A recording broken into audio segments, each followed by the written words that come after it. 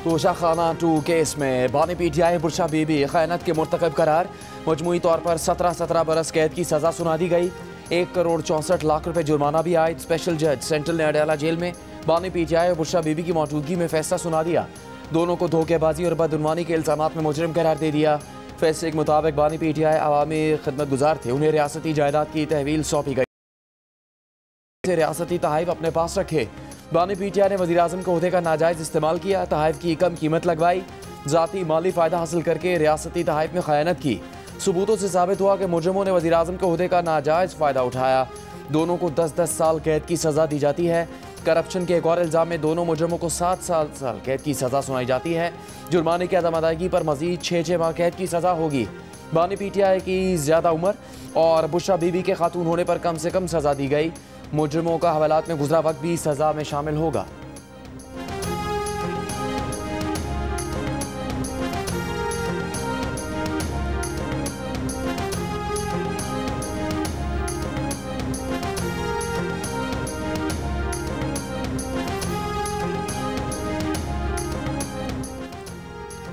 Saudi वलीअहद से वसूल Bulgari jewellery set का तोहफा तोशाखाने में जमा न करवाने पर बानी पीटीआई और बुरशा बीबी के खिलाफ मुकदमा दर्ज किया गया।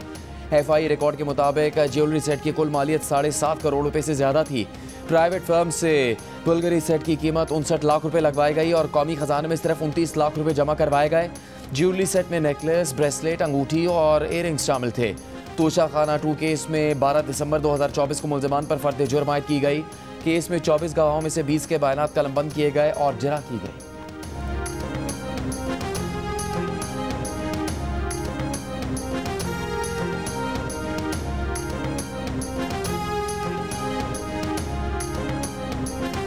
मैं क्लियर कर दूं कि ये जो सजा सुनाई गई है, एक 10 साल की, एक और एक 7 साल की, टोटल जो 17 ईयर्स हैं, ये कंसेक्टिव सेंटेंस है। इसकी मुद्दत शुरू होगी जब मौजूदा 190 million pound mega corruption case की सजा की मुद्दत खत्म होगी।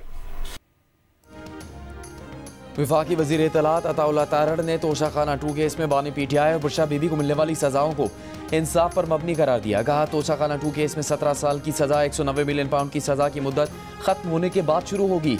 जियो न्यूज़ के प्रोग्राम नया पाकिस्तान में कहा, तहरीक इंसाफ पहले फौज पर तनकीद करने पर माफ़ी मांगे। अमरीका और बरतानिया में बैठे मुल्की सलामती के इदारों पर तनकीद करने वालों से खुद को लाताल्लुक करे, फिर बात कर लेंगे। वज़ीर-ए-आज़म के मुशीर सेनेटर राना सनाउल्लाह ने कहा, बानी पीटीआई सबको चोर कहते रहे, लेकिन तोशाखाना 2 और दीगर केसेस से पता चलता है कि वो खुद क्या करते रहे। वज़ीर मुमलिकत दाखिला तलात चौधरी ने कहा कि बानी को इदारों के अंदर से सपोर्ट के बाद फैसले बर वक्त नहीं आते थे। कोई उन्हें गुड टू सी यू कहता था, किसी की सांस परेशान रहती थी। खैर, फैसले देर से आए लेकिन दुरुस्त आए।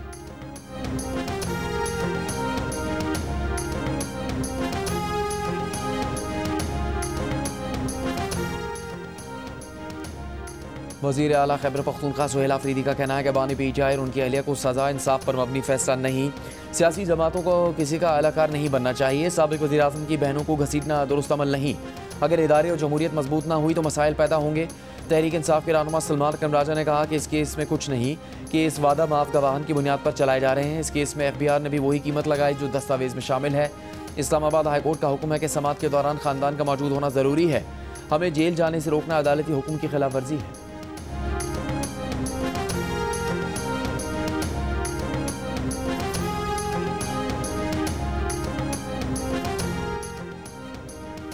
वफाकी वज़ीर मुमलिकत कानून और इंसाफ बैरिस्टर अकील मलिक ने कहा है कि तोशाखाना 2 केस का फैसला सियासी नहीं। बानी पीटीआई वाज़े तौर पर कानून की खिलाफ वर्जी के मुर्तकब हुए। बानी पीटीआई और उनके अहलिया ने न सिर्फ ज्वेलरी सेट की कम कीमत लगवाई बल्कि इसे तोशाखाना में जमा भी नहीं करवाया। वज़ीर मुमलिकत बिलाल अज़हर ख़याली ने कहा कि इसके ट्रायल के दौरान यह हक़ाइक़ सामने आया कि बानी पीटीआई और उनके अहलिया ने 7 करोड़ के तोहफे को कौड़ियों के दाम खरीद कर फ्रॉड किया। वफाकी वज़ीर सेहत मुस्तफ़ा कमाल ने कहा, तोशाखाना के तहफ़्फ़ुज़ पर बुशरा बीबी के ऑडियो वीडियो सामने आने से इस मामले पर उनका किरदार बहुत वाज़ेह होकर सामने आया। साबिक़ वज़ीर-ए-आज़म अगर ये कहते हैं कि उन्हें इस बारे में नहीं पता था, तब भी वो कसूरवार हैं।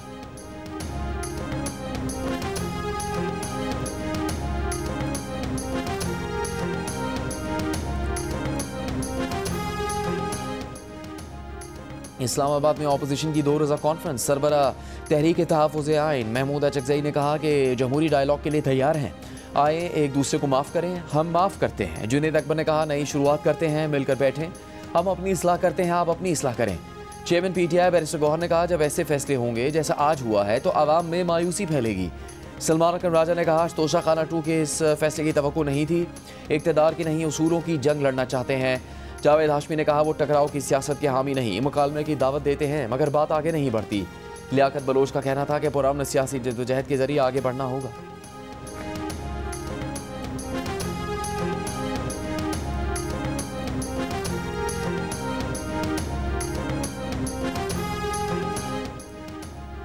लाहौर में इंसदादी दहशतगर्दी की अदालत ने कोट लखपत जेल में 9 मई के मजीद 2 मुकदमात का फैसला सुना दिया। डॉक्टर यास्मीन राशिद और मियां महमूद रशीद को 10-10 साल कैद की सज़ा सुना दी गई। फैसला ATC जज अरशद जावेद ने सुनाया। अदालत ने उमर सरफराज चीमा और एजाज चौधरी को भी 10-10 साल कैद की सज़ा सुनाई। ये सज़ा उन मुलजमान पर लाहौर के इलाके गुलबर्ग में गाड़ियाँ और कलमा चौक में कंटेनर जलाने का जुर्म साबित होने पर सुनाई गई है।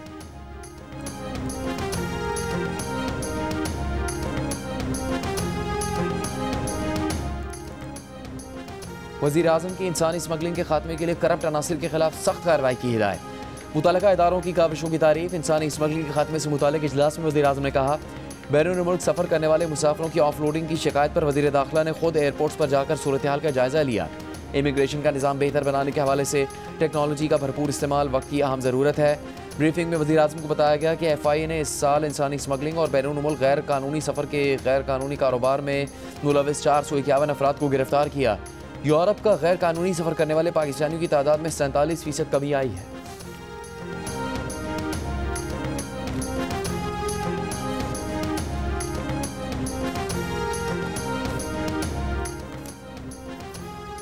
खैबर पख्तूनख्वा हुकूमत को 15 साल में विफाक से 8,400 अरब रुपए से ज़्यादा मिले। वज़ारत ख़जाना ने दस्तावेज़ जारी कर दी। वज़ारत ख़जाना के मुताबिक 2010 से NFC के तहत खैबर पख्तूनख्वा हुकूमत को 5,867 अरब रुपये अदा किए गए। NFC के तहत सूबों को हर 15 दिन में फ़ंड्स मिलते हैं। खैबर पख्तूनख्वा हुकूमत के कोई बकायाजात नहीं है। 17 दिसंबर 2025 से खैबर पख्तूनख्वा हुकूमत को 46 अरब रुपये से ज़्यादा जारी हुए। 2010 से दहशतगर्दी के इजाफी बोझ पर खैबर पख्तूनख्वा हुकूमत को 1% इजाफी फ़ंड्स दिए गए। अब तक इस मद में 705 अरब रुपये दिए गए। नए जमशुदा अजला के लिए विफाक ने अपने हिस्से से 2019 से अब तक 704 अरब रुपये मुंतकिल किए। वज़ीर आला खैबर पख्तूनख्वा सोहेल आफरीदी ने कहा था कि विफाक से सूबे को सिर्फ 2200 अरब रुपये मिले हैं।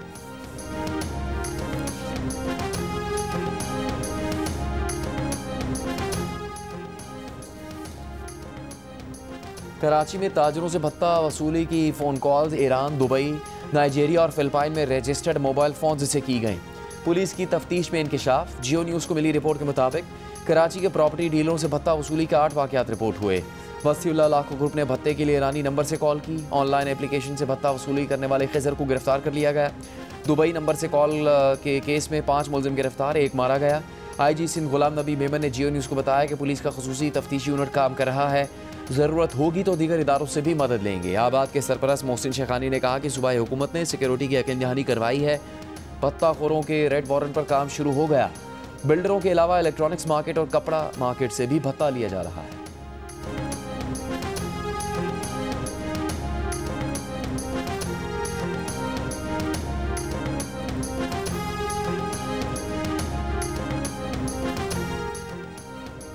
MQM के सीनियर रहनुमा डॉक्टर फारूक सत्तार का सिंध हुकूमत से भत्ताखोरों के खिलाफ सख्त एक्शन का मुतालबा। कहा, भत्ताखोरी की लानत ने एक बार फिर ढिठाई के साथ सर उठाया है। ताजिरों को बैरून मुल्क से कॉल्स और भत्ते की पर्चियाँ आ रही हैं। कराची के ताजिर और बिल्डर्स पाकिस्तान की मईशत में रीढ़ की हड्डी की हैसियत रखते हैं, मगर आज वो शदीद अदम तहफ़्फ़ुज़ का शिकार है। 18वीं तरमीम के बाद अमन अमान सूबाई हुकूमत की जिम्मेदारी है। बैरून मुल्क बैठ कर जराइम करने वालों के खिलाफ रेड वारंट जारी किए जाए।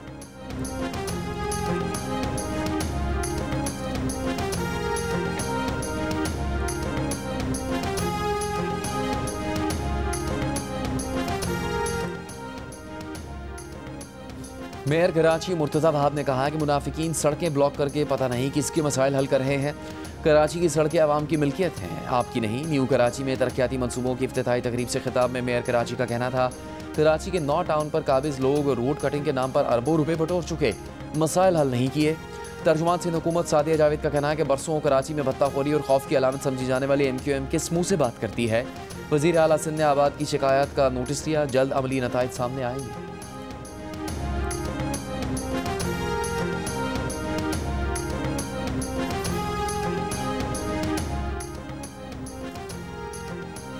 MQM पाकिस्तान के चेयरमैन खालिद मकबूल सिद्दीकी का कहना है कि कराची छोटा पाकिस्तान है जो पूरे मुल्क को पालता है।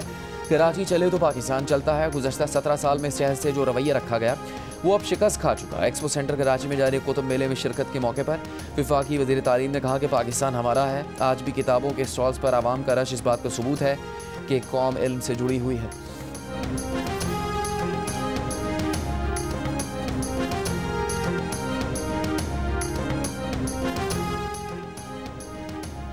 बांग्लादेश में तलबा तहरीक के सरकर्दा रहनुमा शरीफ उस्मान हादी को ढाका में सुपुर्द खाक कर दिया गया। मुल्क भर में सोग। उस्मान हादी की नमाज जनाजा में बांग्लादेश की अबूरी सरबराह समेत हज़ारों अफराद ने शिरकत की। उस्मान हादी को 12 दिसंबर को नकाबपोश हमलावरों ने सर में गोली मारी थी। उन्हें 15 दिसंबर को इलाज के लिए सिंगापुर मुंतकिल किया गया, मगर वो 18 दिसंबर को इंतकाल कर गए। उनकी मैयत गुज़श्ता रोज़ सिंगापुर से ढाका वापस लाई गई। उस्मान हादी के कत्ल के खिलाफ एहतजाज के दौरान शेख मुजीबुर रहमान की क़यामगाह और कई इमारतों को आग लगा दी गई थी। अवामी लीग के रहनुमाओं, साबिक़ वज़रा और मेयर के घरों पर भी हमले किए गए थे।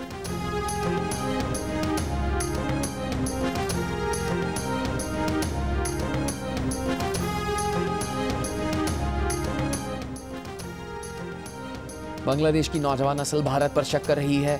वहाँ पाकिस्तान और चीन का असर बढ़ चुका। भारतीय वजारत ख़ारजा की पार्लिमानी कमेटी की रिपोर्ट में इतराफ़।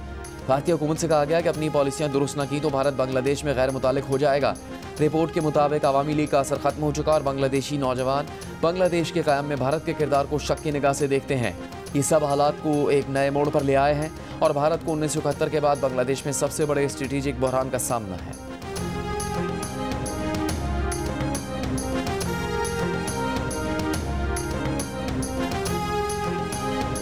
अमरीकी वज़ीर ख़ारजा मार्को रूबियो ने कहा कि पाकिस्तान ने गज़ा अमन मिशन का हिस्सा बनने पर गौर करने की पेशकश की है।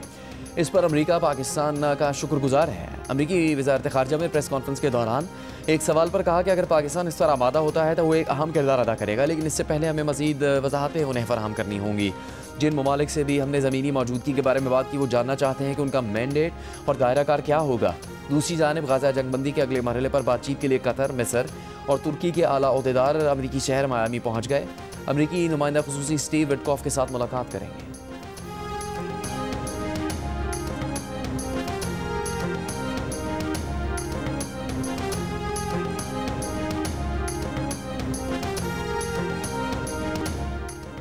वज़ीर आज़म शहबाज शरीफ का मुल्की बरामदात में इजाफे के लिए वफाकी वज़रा को एक्सपोर्टर्स के मसाइल तरजीही बुनियादों पर हल करने की हिदायत। मुल्की बरामदात पर जायजा इजलास में कहा कि पाकिस्तान की मौशी तरक्की के लिए बरामदात में इजाफा नागुज़ीर है। वफाकी वज़रा मुख्तलिफ सनती और तिजारती शहरों में बरामद कुनिंदगान के पास खुद जाए। छोटे और दरमियाने दर्जे के कारोबार के फ़रोग़ के लिए तरजीही बुनियादों पर काम करना होगा। हुकूमत बरामदात में इजाफे के लिए कारोबारी अफराद और बरामद कुनिंदगान को हर मुमकिन सहूलत पहुँचाने की कोशिश कर रही है।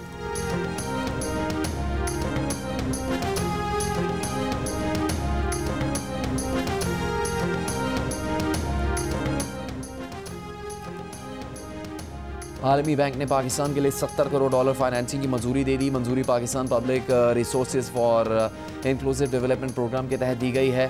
आलमी बैंक का कहना है कि सूबा मैक्रो इकनॉमिक इस्तेहकाम और अवामी खदमात की बेहतरी के लिए है। प्रोग्राम के तहत मजमूई तौर पर $1.35 करोड़ तक फाइनेंसिंग फराहम की जाएगी।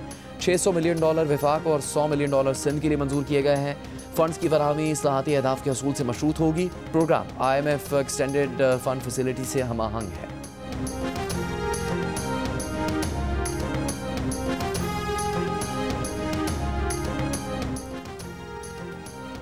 वज़ीर मुमलिकत दाखिला तलाल चौधरी की पंजाब को छोड़कर दीगर सूबों में नए सूबे बनाने की हिमायत। फैसलाबाद में मीडिया से गुफ्तगू करते हुए कहा कि पंजाब में गवर्नेंस नजर आती है, जहां पर गवर्नेंस अच्छी नहीं वहां नए सूबे बिल्कुल बनने चाहिए। बड़े सूबे में ज़्यादा आबादी, गवर्नेंस, सेहत और तालीम भी बेहतर है, अमन भी है और विजन भी। छोटे सूबे में गवर्नेंस अच्छी नहीं तो इसकी गवर्नेंस अच्छी करने के लिए ज़रूर सोचना चाहिए।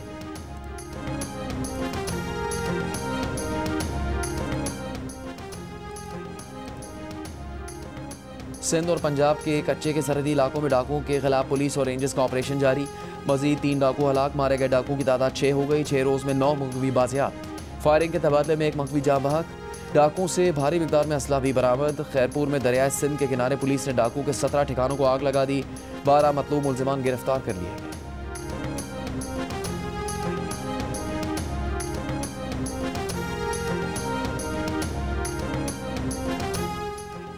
एबटाबाद के इलाके कागान कॉलोनी में एक शख्स की अपनी बीवी और 3 बच्चों को जहर देकर खुदकुशी करने की कोशिश।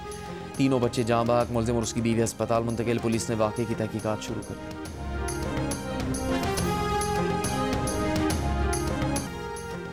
फैसलाबाद में मूंगफली उठाकर खाने से मना करने पर गाहक ने मूंगफली फरोश को कत्ल कर दिया। मुलजिम फरार, मुकदमा दर्ज। पुलिस के मुताबिक मुलजिम ने पैसे दिए बगैर रेडी से मूंगफली उठाकर खाई, मना करने पर फायरिंग कर दी जिससे रेडी बांध जाम भाग और उसका भाई जख्मी हो गया। वाक़े के खिलाफ पुरसा ने एहतजाज किया है।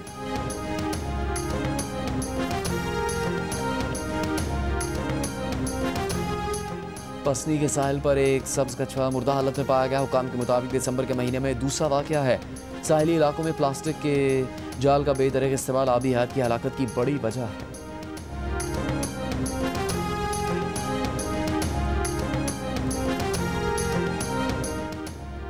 गवादर और चमन समेत बलूचिस्तान के कई शहरों में बारिश से सर्दी बढ़ गई। गवादर में मूसलाधार बारिश से गवादर और जेवनी के नशीबी इलाके ज़ेर-ए-आब, कोजक टॉप, शीलाबाग, किला अब्दुल्ला, खारान, कल्ला, तोबा, चकजई और ख्वाजा इमरान रेंज में भी बारिश। महकमा मौसमियात के मुताबिक शुमाली बलूचिस्तान में बारिश से तवील खुश्क साली का खात्मा होगा। मुल्क के बेशतर हिस्सों में धुंध के बायस कौमी एयरलाइन ने फॉग अलर्ट जारी कर दिया। एयरपोर्ट्स पर परवाज़ों की रवानगी मुतासर हो सकती है।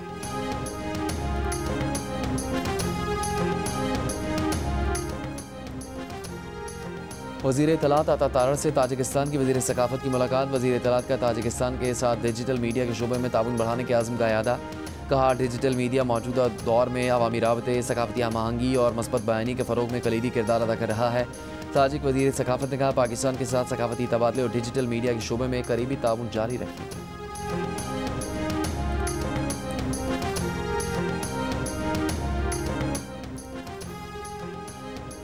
अमीर जमात इस्लामी हाफिज़ नईमुर रहमान ने कहा है कि गजा में अमन कायम करने के लिए इसराइल को वहाँ से निकालना होगा। इसराइल बार बार अमन मुआहदा तोड़ रहा है। उम्मत मुस्लिमा का मसला यह है कि तरजीहात तय नहीं की गई। हमें वो इनकलाब चाहिए जो अदल व इंसाफ की बुनियाद पर कायम हो।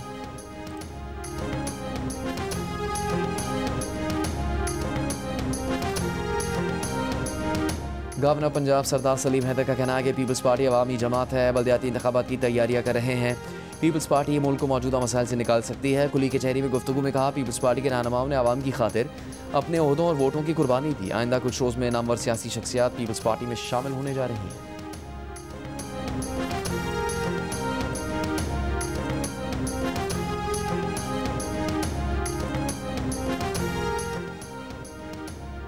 सिंध मास ट्रांजिट अथॉरिटी की जानिब से मुलाजिम पेशा खवातीन और तलबा में पिंक स्कूटी फराहम करने से पहले पिंक स्कूटी ट्रेनिंग प्रोग्राम का आगाज़ कर दिया गया है। इस प्रोग्राम के तहत नया स्टेडियम से मुतसिल ग्राउंड में तरबियत फराहम की जा रही है। ताम तरबियत हासिल करने वाली खवातीन को कुछ मसाइल का भी सामना है। कुछ खवातीन फीमेल इंस्ट्रक्टर की अदम मौजूदगी पर परेशान हैं।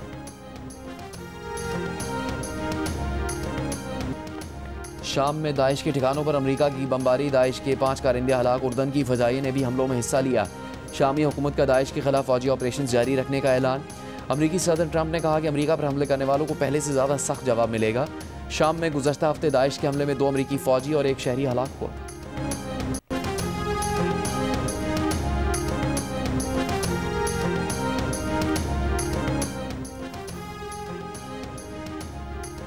अमरीकी महकमा इंसाफ ने सज़ा याफ्ता जिनसी मुजरिम जेफरी एप्स्टीन के केस का तहकीकाती रिकॉर्ड जारी करना शुरू कर दिया। जारी दस्तावेज़ात में साबिक डेमोक्रेटिक सदर बिल क्लिंटन की तस्वीर नुमाया। सदर ट्रंप से मुतालिक महदूद मालूमात शामिल। नायब अटॉर्नी जनरल के कई लाख फाइलें जारी करने के ऐलान के बरक्स बहुत कम दस्तावेज़ात जारी करने पर डेमोक्रेट्स और रिपब्लिकन की तनकीद। ट्रंप इंतजामिया पर मालूमात छुपाने की कोशिशों का इल्ज़ाम लगा दिया। दस्तावेज़ात में ज़्यादातर तस्वीर, कॉल लॉग्स, अदालती रिकॉर्ड हज़फ शुदा दस्तावेज़ात में शामिल हैं। सक्खर में कल होने वाली आलमी मैराथन में शिरकत के लिए इटली, कनाडा और बरतानवी शहरियों समेत 10 ममालिक के 28 जबकि मुल्क भर से 3000 मैराथन रनर्स सक्खर पहुँच गए। तैयारियाँ ज़ोर शोर से जारी। इस्लामाबाद में शेड्यूल्ड 53वें कौमी एथलेटिक्स चैम्पियनशिप मुलतवी।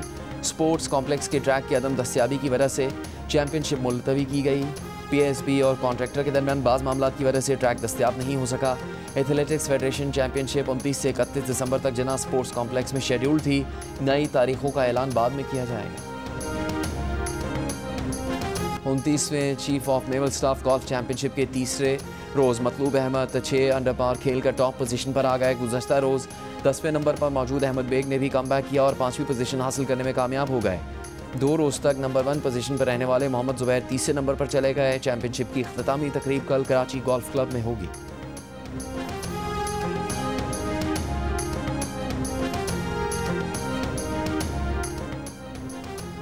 पीसीबी गानी स्कूल टूर्नामेंट का फाइनल बीकन हाउस लाहौर ने जीत लिया। एचएसएन कॉलेज को शिकस्त। चेयरमैन पीसीबी मोहसिन नकवी ने बीकन हाउस की क्रिकेट टीम के कप्तान को ट्रॉफी दी। क्रिकेट डेवलपमेंट के लिए 50 लाख रुपए देने का भी ऐलान। कहा स्कूल लेवल पर क्रिकेट को फरोग दिया जा रहा है। एचएसएन कॉलेज को भी क्रिकेट डेवलपमेंट के लिए 25 लाख रुपए दिए जाएंगे। क्रिकेट बोर्ड बीकन हाउस और एचएसएन कॉलेज में कॉन्सर्ट करवाएगा।